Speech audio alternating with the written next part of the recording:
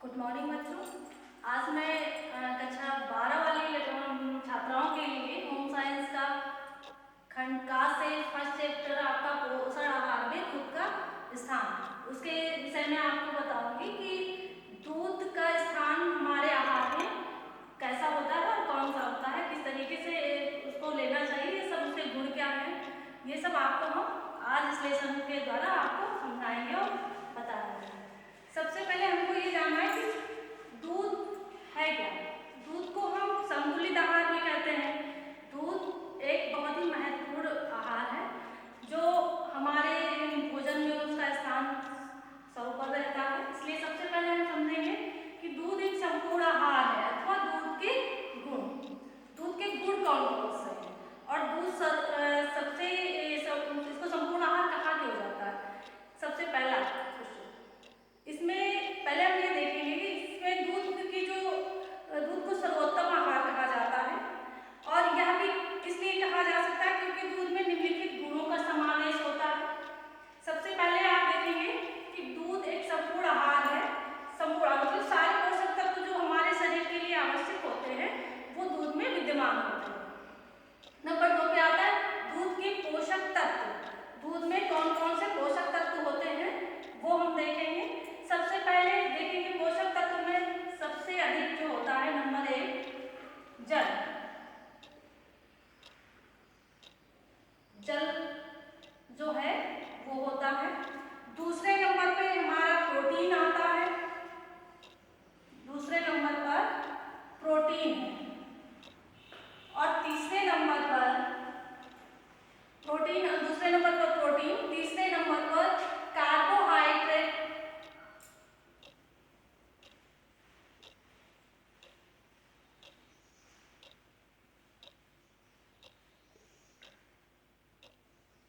Carbohydrate और चौथे number पर वसा।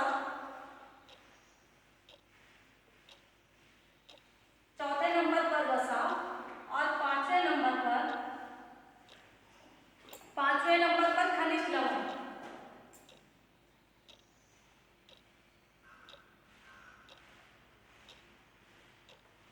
खनिज लवण।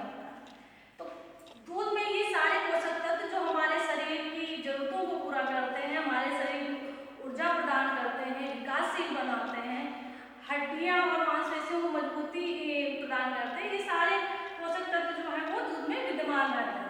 इसलिए दूध बहुत ही आवश्यक हमारे आहार में होता है। फिर आ जाएंगे हम कि दूध होता कितने प्रकार का है। तो सबसे पहले हम देखेंगे दूध कितने प्रकार का होता है। वैसे तो सामान्यतः हम दूध को 2 ही 3 प्रकार में जानते हैं, एक सूखा दूध, एक ताजा दूध, ऐसे ही जानते हैं, लेकिन इसके कई प्रकार होते हैं, कई प्रकार हम दूध को देखते हैं कई प्रकारों में। सबसे पहले देखेंगे आप में यहाँ लिखा हुआ है कि दूध जो है वो पाउडर के रूप में पाया जाता है। सभी लोग आप जानते हैं कि जहाँ पे दूध मिल नहीं पाता है, जहाँ पे व्यवस्था दूध की नहीं हो पाती है, वहाँ पर दूध की आवश्यकता को पूरा करने के लिए पाउडर वाला दूध उपयोग किया जाता है। जैसे पाउडर वाला दूध जो होता है वो दूध को सुखाकर उसका पाउडर बनाया जाता है और उसे डिब्बे या पैकेट में पैकिंग करके उसे मार्केट में बेचा जाता है। जो रेडीमेड आता है उसे हम लोग खरीद के अपनी आवश्यकताओं को पूरा करते हैं। दूसरा है आपका वसा रहित दूध। अब वसा रहित दूध कौन सा है, सबसे पहले हम ये समझेंगे वसा रहित कैसा होता है। वसा रहित वह दूध होता है जो दूध में मशीन द्वारा क्रीम उसकी निकाल ली जाती है और दूध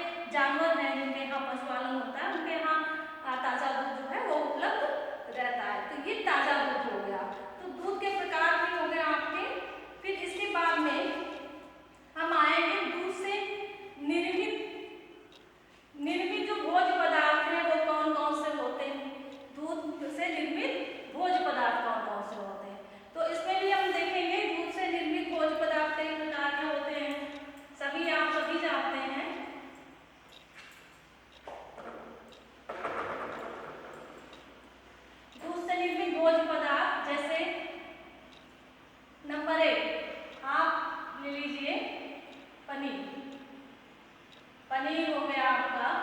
नंबर 2 खोआ हो गया आपका। नंबर 3 दही हो गया। नंबर 4 घी हो गया। नंबर 5 जिसको रबड़ी बोलते हैं, रबड़ी हो गई। आपके कई प्रकार से दूध को अपने प्रयोग में लाया जाता है। कई प्रकार के पदार्थ होते हैं, जैसे मट्ठा या छाछ भी इसमें आता है। मट्ठे के रूप में हम प्रयोग करते हैं मट्ठा या छाछ, या छाछ, मट्ठा या छाछ, मट्ठा या छाछ भी इसको कहते हैं। और रबड़ी, पनीर, क्रीम, एक क्रीम भी है, क्रीम जैसे कि क्रीम जिसको बोलते हैं। अभी आपको बताया गया था कि दूध से क्रीम को अलग कर लिया जाता है। तो ये क्रीम, ये सब पदार्थ जो हैं वो हम दूध से ही निर्मित होते हैं और इनको हम अपने उपयोग में लाते हैं, अपने आहार में इसको सम्मिलित करते हैं, जिससे हमारे शरीर की दूध से जो संबंधित आवश्यकताएं हैं वो पूरी होती है।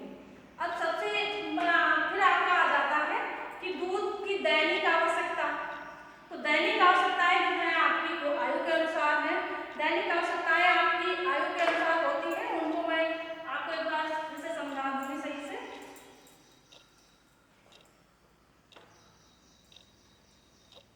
दैनिक आवश्यकताओं में सबसे पहले आता है कि विद्यार्थियों के लिए आवश्यकता कुछ अलग होती है, और जो हमारे वृद्ध लोग होते हैं उनकी कुछ आवश्यकताएं दैनिक दूध की अलग होती हैं, और जो वयस्क होते हैं उनकी दूध की आवश्यकताएं अलग होती हैं। तो सभी की आवश्यकताएं भिन्न होती हैं। जैसे हम सबसे पहले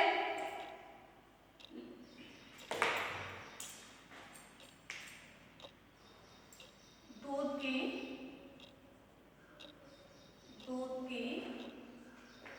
दैनिक आवश्यकताएं, दैनिक आवश्यकताएं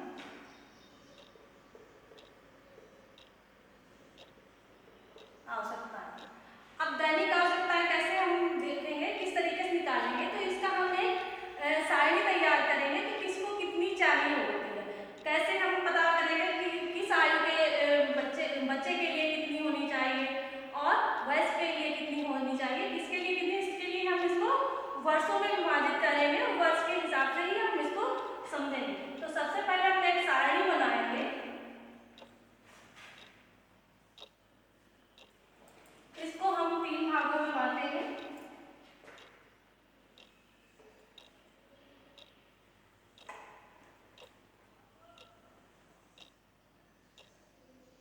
समझ लेंगे पहले, फिर लिखेंगे। सबसे पहले हम यहाँ पर आयु लिखते हैं, आयु लिखेंगे, फिर लिखेंगे शाकाहारी, क्योंकि व्यक्ति कई प्रकार का भोजन ग्रहण करते हैं। कोई शाकाहारी होता है, कोई मांसाहारी होता है, तो दोनों का अलग अलग दिया हुआ है। तो पहले शाकाहारी का लिखेंगे। जो शाकाहारी है उसके लिए कितनी आवश्यकता होती है, और जो मांसाहारी है उसके लिए कितनी आवश्यकता होती है, मांसाहारी के लिए कितनी आवश्यकता होती है। तो सबसे पहले हम 1 से 3 वर्ष के लिए जाएंगे। 1 से 3 वर्ष, 3 वर्ष। जो 1 से 3 वर्ष का बालक है या बालिका है उसके लिए जो दूध की मात्रा है वो कितनी होनी चाहिए, वो 300 मिलीलीटर होनी चाहिए।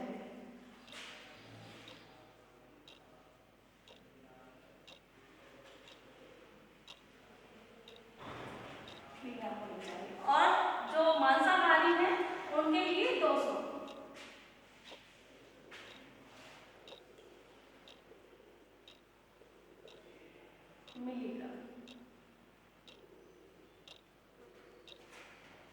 मिलीग्राम होना चाहिए। फिर 4 से 6 वर्ष के बच्चों के लिए, 4 से 6 वर्ष की आयु के जो बच्चे होते हैं उनके लिए जो ये दिया गया है सारणी में, उनके लिए एक इसकी पर्याप्त मात्रा है, वो है 250।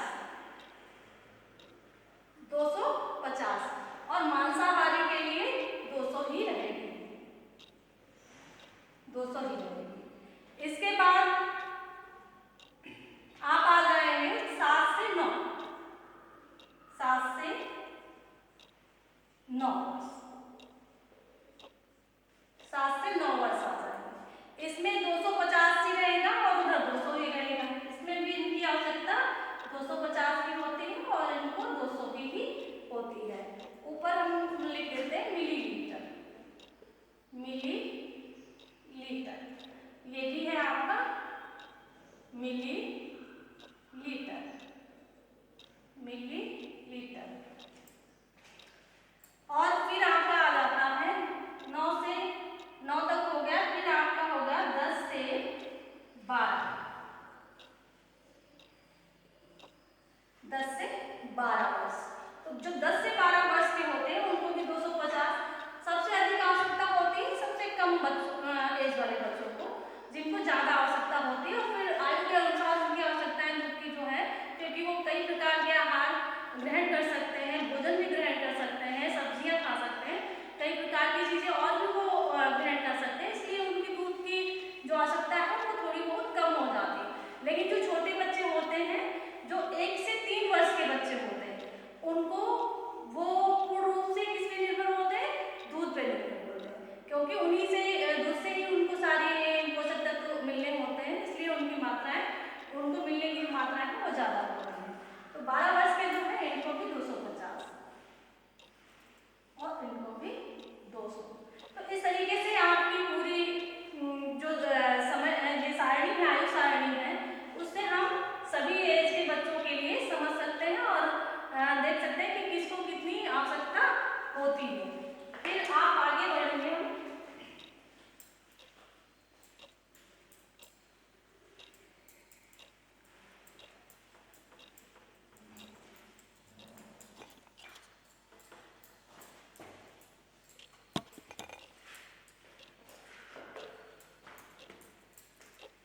इस आवश्यकता को पूरी करने के लिए हम सबसे पहले कुछ बातों का ध्यान रखेंगे कि किस तरीके से हम अपने शरीर की आवश्यकताओं को पूरा कर सकते हैं और क्या करें जिससे हमें स्वच्छता का भी ध्यान रखें और सभी प्रकार के गुणों का भी ध्यान रखें। इसलिए हम सबसे पहले दूध की स्वच्छता पर बात करेंगे।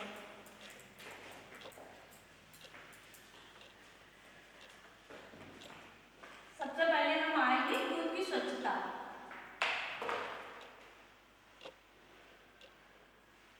दूध की स्वच्छता, दूध की स्वच्छता। तो दूध की स्वच्छता हम कैसे बनाए रखें ताकि दूध हमें स्वच्छ मिले और किसी प्रकार का उसमें कोई मिलावट न हो और कोई किसी प्रकार का जीवाणु कीटाणु उसमें ना हो। तो सबसे पहले हम किन बातों का ध्यान रखेंगे। सबसे पहले नंबर 1, दूध को सदैव ढककर रखना चाहिए। जो दूध होता है उसको सदैव, दूध को सदैव ढककर रखना चाहिए। ढककर रखना चाहिए।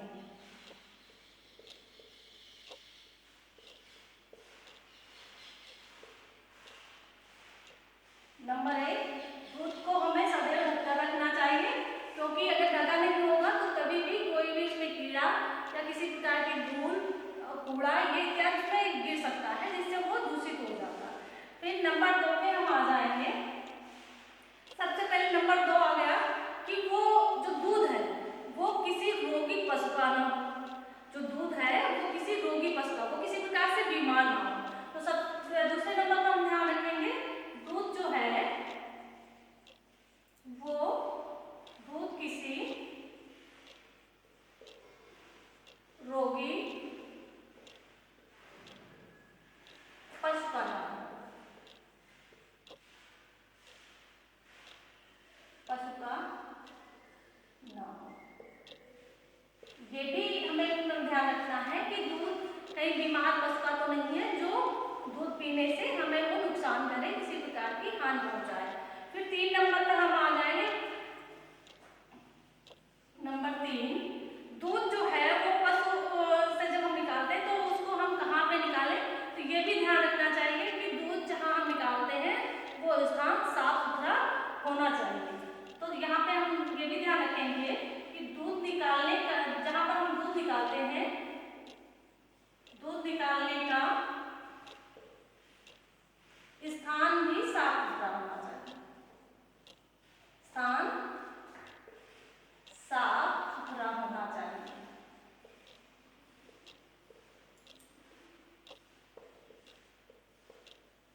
साफ सुथरा होना चाहिए। तो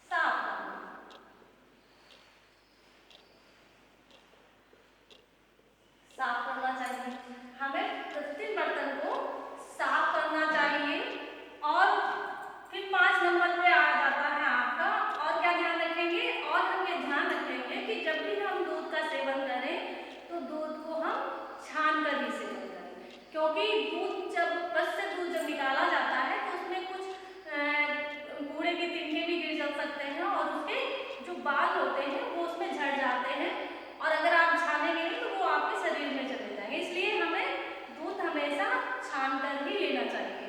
तो यहाँ पर हम नोट करेंगे कि दूध को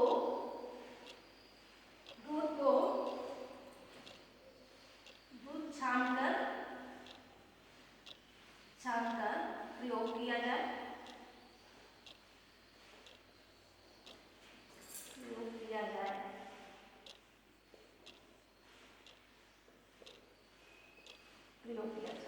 ये हमारी है जो हम दूध की स्वच्छता से संबंधित बातों को ध्यान में रखेंगे कि किस तरीके से हम दूध को स्वच्छ रख सकते हैं, दूध जो हमें हमारे शरीर को हानि न पहुंचाए और दूध भी हमको प्राप्त होता है। इसलिए इन सब चीजों को हम ध्यान में रखेंगे।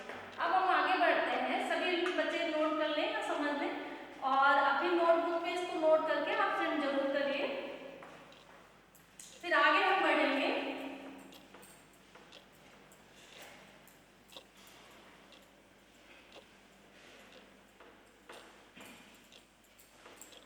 अभी आपको बताएंगे हम कि दूध का पाश्चुरीकरण क्या होता है। अभी हमने देखा कि पाश्चुरीकरण आया था नाम, तो पाश्चुरीकरण जैसे खमीरीकृत आपको पढ़ाया गया, अभी बताया गया खमीरीकृत दूध, उसी से संबंधित पाश्चुरीकरण होता है।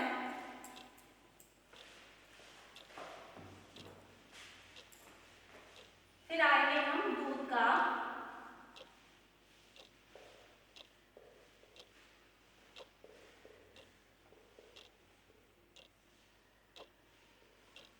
पाश्चुरीकरण, पाश्चुराइजेशन।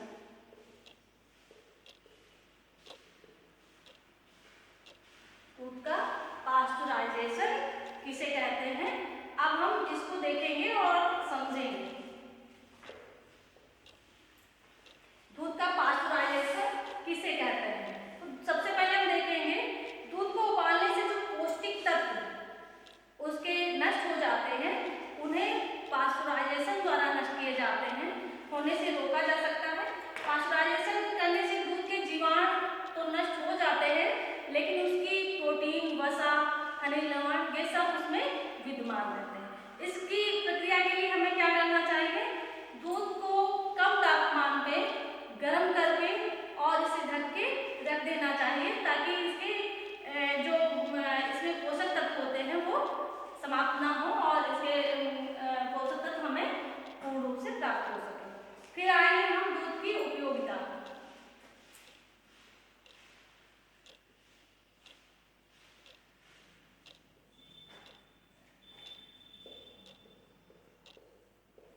दूध की उपयोगिता,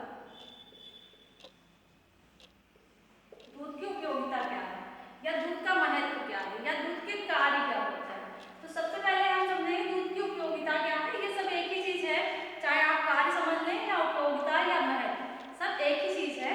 तो सबसे पहले हम समझेंगे कि दूध क्यों आवश्यक है, आखिर क्या इसमें है जो हमारे आहार में इसको एक स्थान दिया गया है कि सबसे पहले ये आहार में जरूर होना चाहिए शामिल।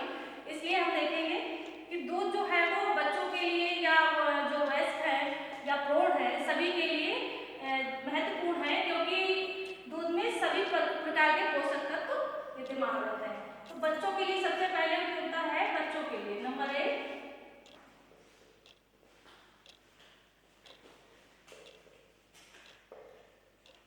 बच्चों के विकास, बच्चों के विकास में सहायक होता है।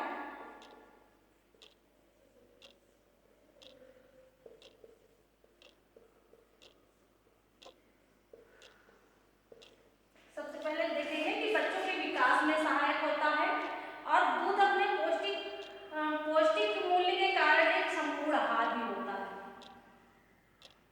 नंबर 2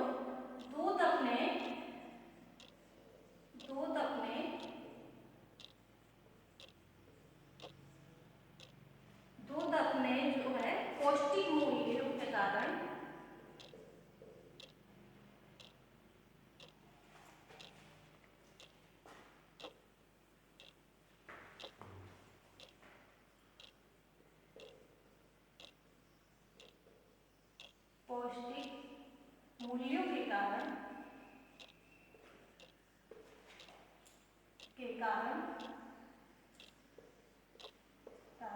सर्वोत्तम आहार है।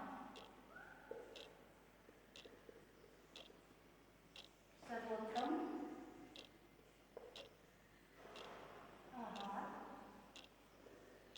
सर्वोत्तम आहार। फिर आप देखेंगे कि दूध जो है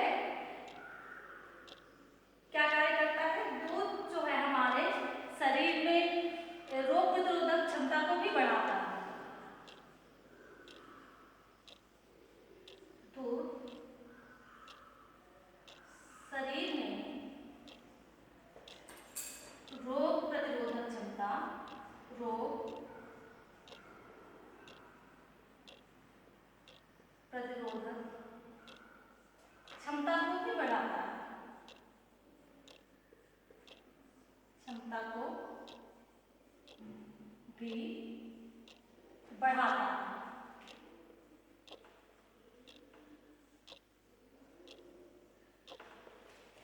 हमारे शरीर में जो रोग प्रतिरोधक क्षमता होती है उसको भी ये बढ़ाता है, जिससे बच्चे जल्दी बीमार नहीं होते हैं। वैसे जिनके अंदर रोग प्रतिरोधक क्षमता कम होती है वो बच्चे एक दूसरे से संक्रमित जल्दी होते हैं और उनमें बीमारियां जल्दी घर बनाती हैं। इसलिए दूध लेने से हमारे अंदर की जो रोग प्रतिरोधक क्षमता होती है वो बढ़ जाती है और हम जल्दी ही उस माहौल में रह करके हम जल्दी बीमार नहीं होते।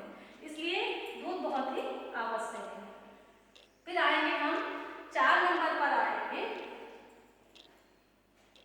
4 नंबर पे सबसे पहले हम देखेंगे कि आपको दूध जो है वो हर जगह मिल जाता है, चाहे वो शहर हो, चाहे वो गांव हो, चाहे जो भी स्थान हो, वहाँ पे आपको दूध जो है वो सरलता से उपलब्ध हो जाता है।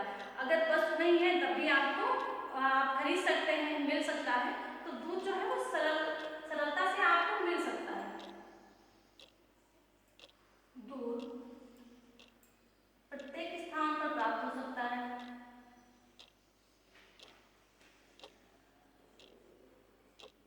स्थान पर प्राप्त भी हो सकता है,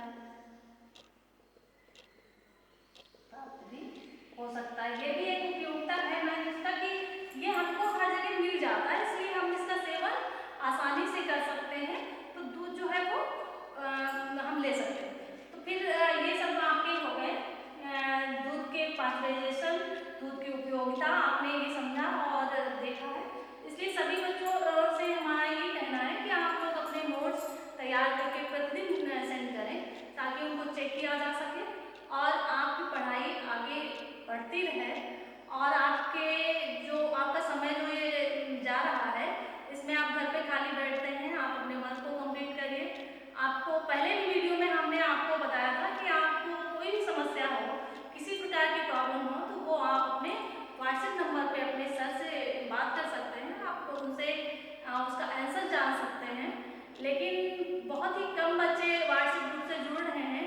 बहुत ही दुखद बात है कि आप सबको बताया भी जा चुका है, आपके नंबर भी आए हैं, लेकिन फिर भी बहुत से बच्चे अभी अपनी प्रतिक्रिया नहीं दे रहे हैं। तो सभी बच्चे एक बार फिर से आपसे कहना है मेरा कि सभी बच्चे ज़्यादा से ज़्यादा उसमें जुड़ें और अपने वर्क को कंप्लीट करके सेंड करें ताकि आपका वर्क कंप्लीट होता रहे।